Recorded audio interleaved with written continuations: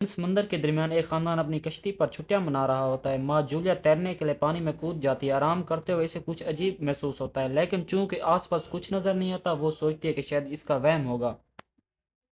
Second بعد وہی عجیب احساس پھر ہوتا ہے۔ اس بار بھی کچھ نظر نہیں آتا، لیکن اب وہ گھبرا جاتی ہے اور کشتی کی طرف تیرنا شروع کرتی ہے۔ اچانک وہ اس کی ٹانگ کھینچنے لگتا ہے اور وہ مدد کے لیے زور زور سے چلانے لگتی ہے۔ اس کی بیٹی کیسی ہیڈ فون لگا کر میوزک سن رہی ہوتی ہے، اس لیے اسے کچھ سنائی نہیں دیتا۔ شوہر ٹام اور بیٹا بین مچھلی پکڑنے میں مصروف ہوتے ہیں۔ جولیا پانی کے اوپر ٹپکنے کی کوشش کرتی ہے، لیکن منہ میں پانی جانے کی وجہ سے چلانا مشکل ہو جاتا ہے۔ تھوڑی دیر بعد ٹام کو احساس ہوتا ہے کہ کافی دیر سے اس نے جولیا کو نہیں دیکھا۔ وہ کشتی پر اسے ڈھونڈتا ہے اور پھر اپنی بیوی کو خطرے میں دیکھ لیتا ہے۔ وہ بچوں کو بلاتا ہے، کشتی کو اس طرف لے جاتا ہے اور پانی میں کود جاتا ہے۔ جلدی سے جولیا تک پہنچ کر اسے سنبھالتا ہے اور کشتی کی طرف تیرتا ہے۔ بچے دونوں کو اوپر کھینچ لیتے ہیں۔ خاندان جولیا کو سنبھالتا ہے، لیکن جولیا خود کو سمجھاتی ہے کہ شاید لہروں کی وجہ سے ایسا ہوا ہوگا۔ رات کو سب مل کر بین کی سالگرہ مناتے ہیں۔ کیسی کو اس کے بوائے فرینڈ کا کال آتا ہے تو وہ لیپ ٹاپ لے کر باہر چلی جاتی ہے۔ ویڈیو کال میں اس کا بوائے فرینڈ دکھاتا ہے کہ شہر کے اوپر بڑے بڑے سیاہ بادل چھا گئے ہیں۔ کال گلیچ ہو کر فریز ہو جاتی ہے۔ کیسی یہ بات خاندان کو بتاتی ہے، لیکن ٹام کہتا ہے کہ شاید زمین سے دور ہونے کی وجہ سے سگنل کمزور ہے۔ تب سب کو ایک آواز سنائی دیتی ہے۔ وہ سب باہر جاتے ہیں اور دیکھتے ہیں کہ ویل مچھلیوں کا ایک گروپ گزر رہا ہے۔ ٹام سمجھتا ہے کہ ویل مچھلیاں ہمیشہ زمین کے مقناطیسی فیلڈ کو فالو کرتی ہیں، لیکن جب طوفان آتا ہے تو وہ کنفیوز ہو جاتی ہیں۔ اچانک کشتی زور سے ہلتی ہے اور بین گر جاتا ہے۔ ٹام کو فکر ہوتی ہے کہ کہیں کشتی کو نقصان تو نہیں پہنچا، اس لیے وہ ڈائیو کر کے نیچے چیک کرنے چلا جاتا ہے۔ کچھ دیر بعد وہ سطح پر واپس آتا ہے، لیکن اس کے کندھے پر ایک بڑا زخم ہو جاتا ہے۔ جولیا فوراً اس کا زخم سی لیتی ہے۔ ٹام بتاتا ہے کہ پانی کے اندر اسے ایک ایسا لگا جیسے اس کے پیچھے کوئی بہت بڑا جانور تھا، لیکن جب اس نے مڑ کر دیکھا تو پروپیلر سے کٹ گئی۔ وہ کہتا ہے کہ جو بھی چیز تھی بہت بڑی تھی۔ ٹام کو کشتی پر کافی نقصان دکھائی دیتا ہے، اس لیے انہیں مدد بلانا پڑتی ہے۔ جولیا بار بار ریڈیو پر کوشش کرتی ہے، کیسی فون پر سگنل ڈھونڈتی ہے، لیکن کچھ بھی کام نہیں کرتا۔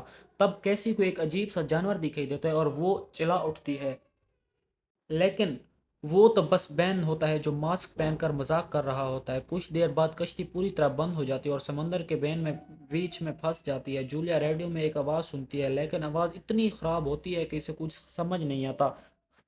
سب دوڑ کر باہر جاتے ہیں اور حیرانی سے دیکھتے ہیں کہ بہت سارے شہاب ثاقب زمین پر گر رہے ہیں۔ جہاں جہاں شہاب ثاقب گرتے ہیں وہاں بڑے دھماکے ہوتے ہیں۔ ایک شہاب ثاقب پانی میں ان کے پاس گرتا ہے تو ٹام فوراً کشتی کو چلانے کی کوشش کرتی ہے۔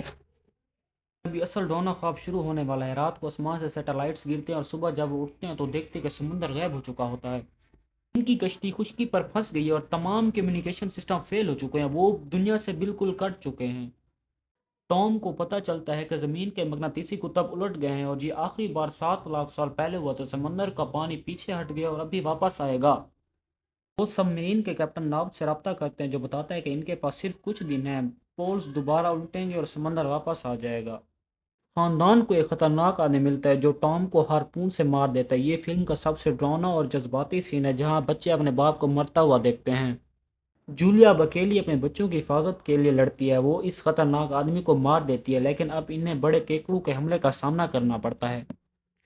بڑے بڑے کیکڑے ہر طرف سے آ رہے ہیں۔ خاندان بھاگ کر ایک کارگو شپ میں پناہ لیتا ہے، لیکن کیکڑے وہاں بھی پہنچ جاتے ہیں اور تمام عملے کو مار دیتے ہیں۔ جولیا کے پاؤں میں کیکڑا کاٹتا ہے، لیکن وہ بچوں کو بچانے کے لیے لڑتی رہتی ہے۔ یہ سین دکھاتا ہے کہ ماں اپنے بچوں کے لیے کسی بھی حد تک جا سکتی ہے۔ خاندان سب میرین تک پہنچنے کی کوشش کرتا ہے۔ راستے میں چٹانیں گرتی ہیں اور جولیا اپنے بچوں سے الگ ہو جاتی ہے اور بچے سب میرین تک پہنچ تو جاتے ہیں، لیکن جولیا پیچھے رہ جاتی ہے۔ جولیا کیکڑوں سے لڑتی ہے، گولیاں ختم ہو جاتی ہیں، لیکن اس کی بیٹی کیسی اسے بچانے آتی ہے اور دونوں مل کر سب میرین تک پہنچ جاتے ہیں۔ سب میرین بند ہوتے ہی سمندر واپس آ جاتا ہے۔ زبردست لہریں سب میرین کو اٹھا لیتی ہیں اور خاندان کو اندھیرے میں ڈبو دیتی ہیں۔ سب میرین لہروں کے ساتھ تیزی سے بہتی ہے۔ خاندان بے ہوش ہو جاتا ہے۔ جب وہ ہوش میں آتے ہیں تو خود کو ایک تباہ شدہ شہر میں پاتے ہیں۔ سب میرین ایک تباہ شدہ شہر میں جا گرتی ہے۔ خاندان زندہ بچ جاتا ہے۔ یہیں پر ختم ہوتی ہے۔ مزید اچھی اور مزیدار ویڈیو دیکھنے کے لیے آپ ہمارے چینل کو لائک، سبسکرائب اور کمنٹ لازمی کریں۔